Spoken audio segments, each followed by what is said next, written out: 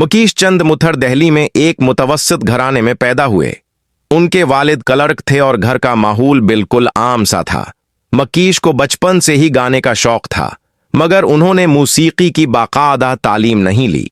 वो स्कूल के प्रोग्रामों में गाते थे और सब उनकी आवाज को पसंद करते थे। गलोकारी की तरफ पहला कदम। एक दिलचस्प वाकया उनकी जिंदगी का रख बदल गया।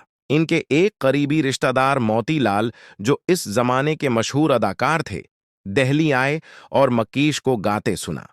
इन्हें मकीश की आवाज बहुत पसंद आई और वो उन्हें मुंबई ले गए ताकि फिल्मी दुनिया में किस्मत आजमाई जा सके।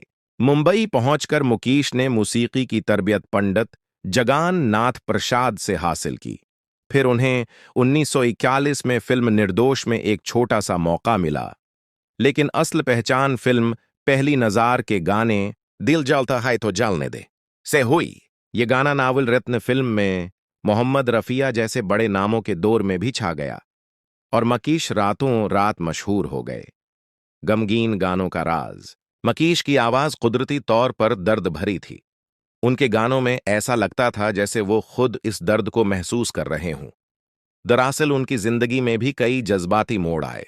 वो एक ब्राह्मण खानदान से ताल्लुक रखते थे, मगर उन्होंने सरूज नामी गैर ब्राह्मण लड़की से मोहब्बत की और शादी कर ली।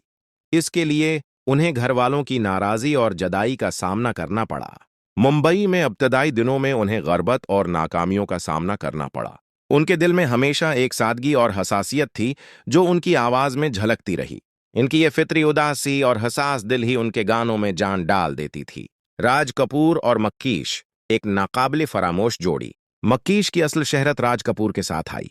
राज कपूर के फिल्मी किरदार का दिल, आंखें और रूह अक्सर मकीश की आवाज बनती थी। कुछ मशहूर गाने।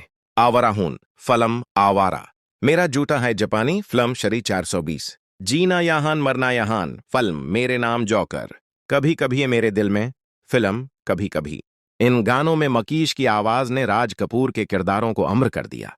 1976 में मुकीश अमेरिका में कंसर्ट के दौरान दिल का दौरा पड़ने से दुनिया से रुखसत हो गए। इस वक्त उनकी उम्र सिर्फ 23 साल थी। उनकी मौत पर पूरा हिंदुस्तान सोगवार हुआ। राज कपूर ने कहा था, मैंने अपनी आवाज खो दी है। मकीश के गाने आज भी दिलों को छूते हैं। उनकी आवाज में वो सच्चाई और दर्द है जो वक्त के साथ भी कम नहीं हुआ। उनके बेटे नीतिन मकीश और पूता नील नीतिन मकीश ने उनकी याद को जिंदा रखा, मगर मकीश जैसी दर्द भरी आवाज दोबारा पैदा नहीं हुई।